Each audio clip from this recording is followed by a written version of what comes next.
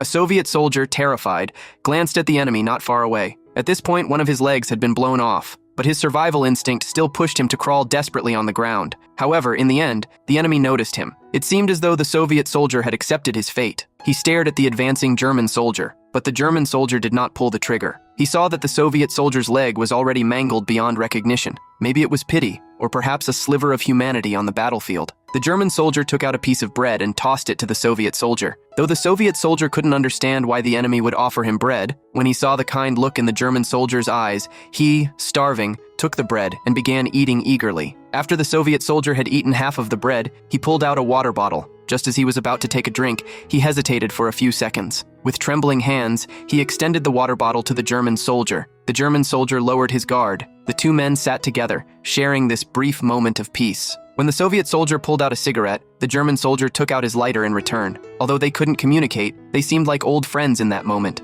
In the quiet dawn, there were no soldiers defending their homeland, nor invaders like wolves or tigers. There were only two ordinary men, both yearning for peace. But the sudden arrival of a large group of German soldiers shattered their tranquility. The Soviet soldier knew what would happen to him if he fell into the hands of the Germans. So he looked at the German soldier, his eyes conveying a desperate plea. And the German soldier, as if understanding the Soviet soldier's silent request, finally raised his handgun, his eyes filled with despair.